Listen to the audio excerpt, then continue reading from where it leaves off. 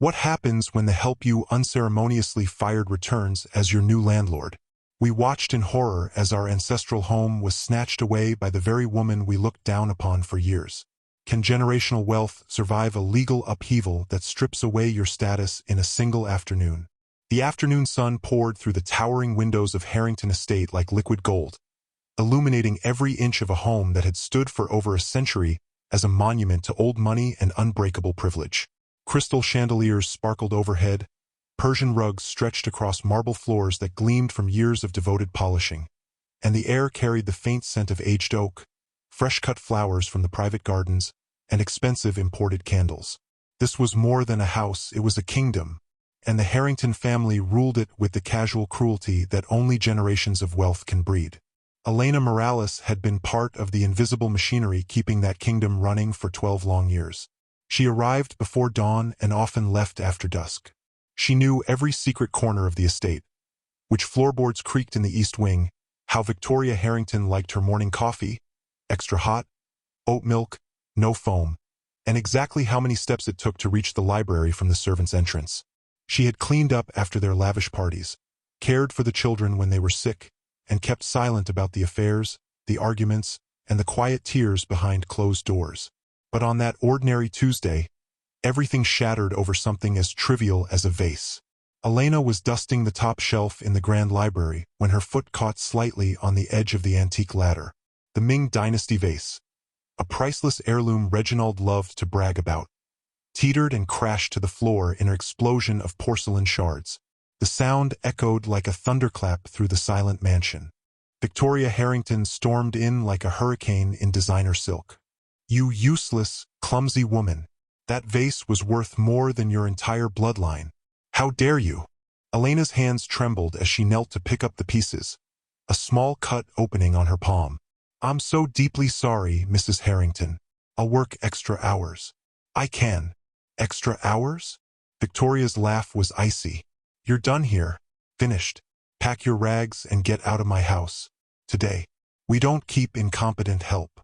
From the sweeping staircase, the rest of the family watched with mild amusement. Reginald Harrington, the silver-haired patriarch, swirled his scotch and barely glanced up from his newspaper. His son Damien, 28, lounging in designer athleisure, smirked while texting his friends. Sophia, the 24-year-old influencer princess, held up her phone and recorded the entire thing with a giggle. "When the maid forgets her place," she whispered to the camera. No thank you for the birthdays she'd spent working. No recognition of the Christmases she'd missed with her own family. No severance pay. Just cold, entitled indifference. Elena gathered her few belongings, a change of clothes, some worn photos of her late grandmother, and a small silver crucifix, into an old duffel bag and walked the long gravel driveway for the last time. The massive iron gates clanged shut behind her with finality. The family returned to their lives as if nothing had happened. "Good riddance," Victoria declared at dinner that night, raising a glass of vintage wine. "The walls of this estate protect us. No one touches the Harrington legacy." What would you have done if you were in Elena's shoes that day? Drop your thoughts in the comments below.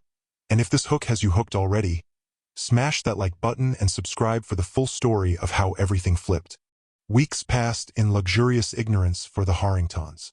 But far from the estate, in a modest one-bedroom apartment on the other side of the city, Elena sat across from an old family lawyer her grandmother had once mentioned on her deathbed. The meeting started as a formality, something about old papers, but it quickly became life-changing. The lawyer, Mr. Alvarez, adjusted his glasses and laid out yellowed documents. "Your grandmother kept this secret her entire life. Your great-grandfather Harrington had a relationship with her. He wrote a secret codicil to his will. It names any direct descendants as potential heirs if the main bloodline ever mistreats or discards them. The conditions were very specific. And your firing, it triggered everything." Elena stared in disbelief as the legal team confirmed the documents were ironclad. DNA tests were rushed. Court filings followed. Within days, the news reached the Harrington mansion like a bomb. Reginald's phone rang during his morning round of golf. His face went pale. Victoria dropped her teacup, staining the antique carpet. Damien cursed loudly enough to echo through the halls. Sophia's social media feed suddenly filled with worried messages from friends who had already heard rumors. Lawyers descended on the estate in droves. The accounts are being frozen, one of them explained grimly. The estate, the vineyard, the investments, they're all transferring. Elena Morales is the legal owner now. Panic set in like a disease. Reginald screamed at his attorneys, threatening careers. Victoria tried calling every powerful contact she knew, but doors that once opened instantly now stayed firmly shut. The family that believed their name and money made them untouchable suddenly found themselves counting down the days until their empire crumbled. Late at night, Reginald sat alone in his study, staring at old portraits of his ancestors. For the first time, he felt the weight of every cruel word, every dismissive gesture, every time they had treated Elena like she was less than human. Can you imagine the panic in that house? Have you ever seen wealth turn to dust overnight? Tell me your own stories in the comments, and don't forget to like and subscribe if you want more real-life revenge tales like this. Then came the day no one in the Harrington family would ever forget. A sleek black convoy of luxury vehicles rolled slowly up the driveway. No cleaning cart. No fade uniform. Elena stepped out of the lead car wearing a perfectly tailored navy suit, her hair elegantly styled, her posture radiating quiet power. She was flanked by a team of lawyers, security professionals, and a court-appointed notary carrying thick folders of official documents. The Harrington family rushed to the entrance, still dressed in their silk robes and designer loungewear. "This is absurd," Reginald bellowed, trying to summon his old commanding presence. "This is our ancestral home. You have no right." Elena met his gaze steadily. "I have every right. These papers say so. The courts say so. And after 12 years of cleaning your messes, raising your children when you couldn't be bothered, and swallowing every insult you threw at me, I now own every brick, every vine, and every inch of this land." Victoria lunged forward emotionally. "You were nothing but the help.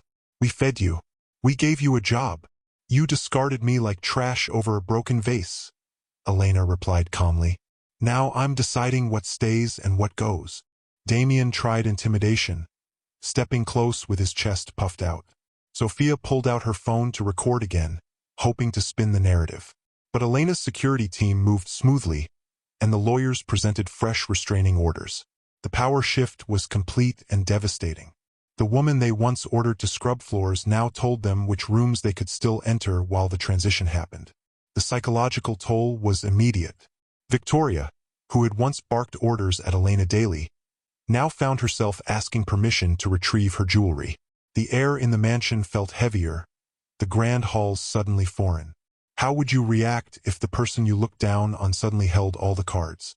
Would you beg, fight, or accept it? Share honestly below. Like this video if you're loving this twist, and subscribe so you never miss the next chapter. The eviction itself unfolded like a carefully directed drama. Over the next several days, movers under Elena's supervision began the systematic removal of the family's personal belongings. Every item was photographed, catalogued, and either claimed by the estate or carefully packed for the Harringtons. Family portraits came down from the walls. Heirloom silverware was boxed. Even the grand piano Sophia had barely learned to play was now part of the estate. Tears flowed freely.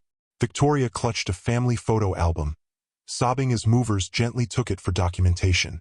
Reginald watched his collection of rare whiskies being sealed away. Damien's gaming room was dismantled piece by piece, while he sat on the floor in stunned silence. The final day arrived with pouring rain. The locks were changed in front of them. The family stood on the curb of the long driveway, suitcases and boxes piled beside them, watching the iron gates close with a heavy metallic finality.